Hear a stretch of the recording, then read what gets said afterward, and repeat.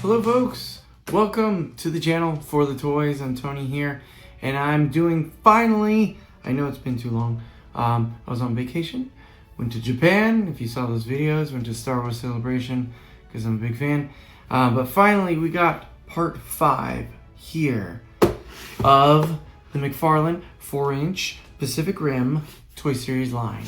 And then we got Otachi. Alright, this is category 4. This is, I personally think this one's far more dangerous than most of the other kaiju you run across in the movie. This one kills, what? Two different jaegers at one point. And almost kills a third. So, this is our opening and unboxing today. So you can take a look at the box. It has the big Otachi on the side. And there's the back.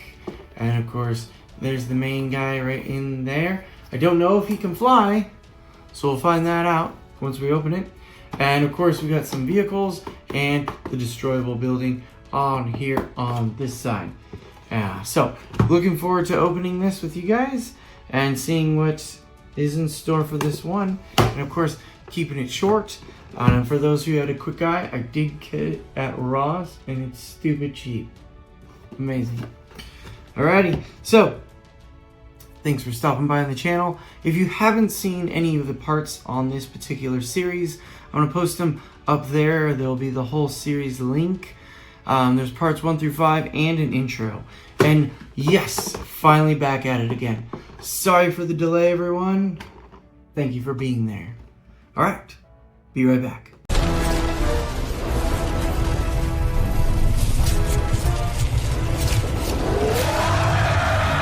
Alright folks, welcome back. We're going to take a look at the box and do the whole unboxing thing. So, here's obviously the front. You see the comic book in the back there. And then, of course, we have all these details. So it talks about the height, the weight, and then I always like how they have these numbers basically that tell us what it's good at, and we can compare it basically to others. And of course, we got the intel. So I'll go ahead and read it. It says, Otachi is a acid-spitting, creepy-crawling giant with a slimy secret. Once it unleashes its mighty wings, Otachi becomes an airborne assassin. The Flying Fury is the king of the land, sea, and sky. Wow, that's a bold statement. So Flying Fury is up there, airborne assassin, you can see right there. And its toxicity level is 9. I assume that's out of 10. And of course, we got the picture. And of course, the epic Ross find. Oh my gosh. So, can't argue with that price and with this figure. So, let's go ahead and crack this one open. I normally kind of pull this tab off if you've seen the last few videos. Now, don't do what I'm doing, I guess. So I pull this one off. It doesn't actually help open it at all. And this one you can kind of press down and reveals that tab. But what it does allow me to do is I can kind of open this part nice like. And then, oh, it looks like there's some tape down the side here. So I'll just cut that carefully. I held the comic back and then crack it open like that, and let's pull this comic out. Now the kaiju in this particular set come with the post Pacific Rim comic series called Aftermath. It came out a while ago. The only wonderful thing about getting these is they come with the different cover, which is super cool. This one in particular looks really cool. It looks like some sort of Mark V Striker Eureka variant. And you can see he's throwing a windmill or a sea windmill at this kaiju. This is reflecting. So it's really amazing artwork. So you can take a look. It's in color. I don't know why that one page is just in not color. But I'm not going to show too much just to keep things quick and easy, and also copyright issues. But of course, there's the back. McFarlane Toys. That's what we're opening. So I'm gonna go ahead and set that aside, and we're gonna go ahead and get to the main, kind of the meat and potatoes here. Just kind of pull this out, toss that guy off to the side, and toss this guy off to the side. And he does have little tacks here. Oh, he's got 3. He's got the most. We'll start with the vehicles. So this is awesome. This is one of my favorite helicopters. This is a Chinook. It's like CH something or other. Someone might know the Army designation codes. But super cool, double bladed, double props, however you want to call it. And it's a beast of a helicopter. It's more for loading and unloading. So it's kind of odd to see it in this particular setting. But they did use these, I believe, to drop the jaegers in some of the scenes in the movies. So very cool. I love it. I'm going to add it just kind of to the collection later. And then, of course, we got another new one, which is, honestly, it looks like an old school F-15 Eagle, which is an old jet now at this point. But I think maybe it's supposed to be more of a, maybe like a Raptor. Maybe it's a Raptor. The newer F-23 Raptors, I think. Pretty decent detail. You can see the cockpit. It's kind of lightly distinguished jets. It's got some, underneath is nicely detailed. It's got the intakes. Again, not totally sure what jet fighter they're after, if it was the Raptor or some other variant, but set that guy there. Then we got the building. This building looks gorgeous. I'm kind of an amateur architect. I've always wanted to be an architect, but ended up going with the dinosaur route. But my favorite time period architecture was back in the 20s, 30s, where they had the thing called Art Deco, which the most famous Art Deco buildings you probably know.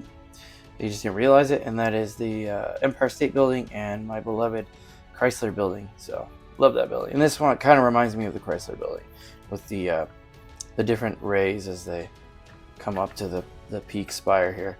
This is a beautiful building. I like it. It does seem like all the buildings are the same height, so I'm just gonna put it there. And let's go ahead and pull this guy out. That way I can take a gander at him, or her, or them. They're all clones, so maybe they don't have any sort of gender whatsoever. No time for gender when you're being cloned. So I don't know. I only know of, well, I guess this is a her, now that I think about it, because in the movie it was pregnant and the little guy came out, so it's probably a her. Just gonna flip this over. All gonna go over everywhere. All right, and then it goes, this is the base. All right, so there's the base. Looks like it's a little scuffed, but you know, it's the streets. Streets can be beaten up.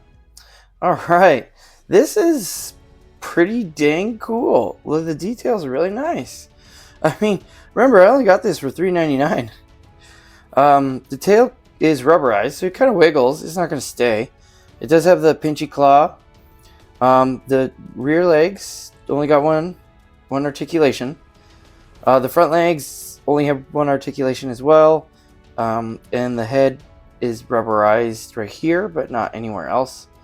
But it doesn't turn or anything. But it's good detail, I'd say.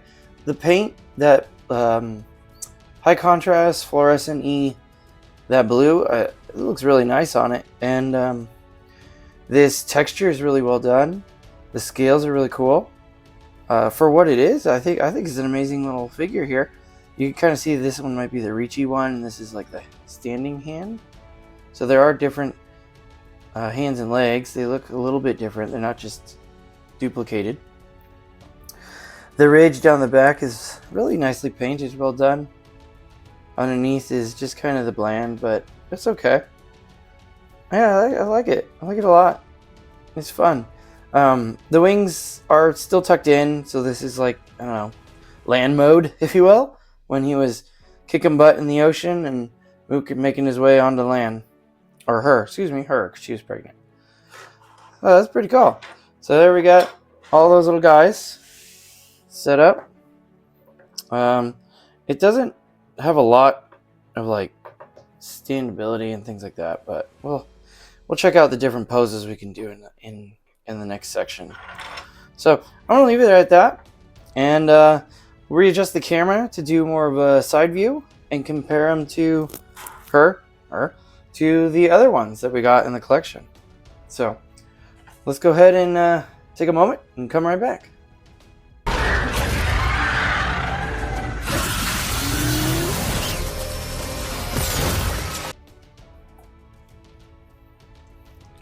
Alright folks, we're back and we are at the profile shot here, and you can kind of see his size, or excuse me, her size compared to the building and compared to the other buildings in the back. You can see him kind of getting a nice little skyline in the background. The cool thing about the buildings is I can actually take sections off and kind of make it a smaller building, or I can make it a taller building by grabbing a section and putting it on here. They're all universal, which is really cool, along with these bases. So here's the jet. I don't know what I'm going to do with the jet. I guess maybe get a little wire maybe and just kind of hang it off the side. Here's a helicopter. And so here we go. Looks pretty cool from the side view. Great claws. And let's go ahead and move that aside and do a little comparison. So here is the big boy. So his co-partner, I guess, co-fighting partner, her co-fighting partner. There's Leatherback compared to Otachi. Clearly bulkier, of course. This is lengthier and lankier as well. So pretty impressive, but still not as insanely big as Knifehead. Knifehead is still just so jacked up. He's ready to go. Didn't give a crap. All right, so huge claws, huge other claws, huge head. Knifehead is still a disruptor. All right, and compared to the gang, here we go. So we can give him the old 1-2 dong. Right. In fact, I think it smashed in his head quite a few times, or her head. Good old Cherno Alpha. Of course, Cherno Alpha met its end to that guy. And of course, Gypsy Danger, who is of course the main hero, used this sword, in fact, to slice this thing in twine right up the gut there, shunk, and then they both fell back to earth. Really cool. And, you know, supposedly spoilers, but I don't care. The movie's really old already, so really cool. I like it. It's a fun addition to the collection. I think the Kaiju are sadly winning in terms of detail provided to the model and the figure versus the Jaegers. And I'm not sure if it's just easier to do biology skin and color patterns and things like that, or if there is, gosh, the camera is just having the darndest time staying focused. Or if it's just the machinery or something else is going on. Because there are a lot of details in this, while there's less details in the Kaiju, but the paintwork looks a lot better. So, yeah. What a fun figure. Alright, well, as always, I'm going to try to keep things short. I had a nice time of unboxing this one. This was a fun one. Sorry again for such a delay. It really likes Cherno Alpha, the camera does, which, I mean, I don't blame it. Here, we'll just stand in the way. What was I going with? Yeah, so sorry for the delay. Hopefully get you another one this week, and well, this one, and then one more next week. And then we only have 2 more in the whole series. So hopefully you're enjoying it as much as I am. It's a fun little adventure for what it is. So, and of course, if you haven't seen any of the other videos, we're trying to keep some of the bigger ones posted as well. Mike just unboxed a crazy huge, of course, another Batmobile. God, the guy's really collecting them up. Super cool. We're gonna have to build some big old shelf for him one day, maybe. But So if you haven't checked that out, go ahead and check that out. I'll put that, you know, somewhere over here. And to keep things, again, short and simple, thank you again for watching. Don't forget to like and subscribe. The Jaegers appreciate it, and the Kaiju appreciate it. And of course, as always, folks, for the toys.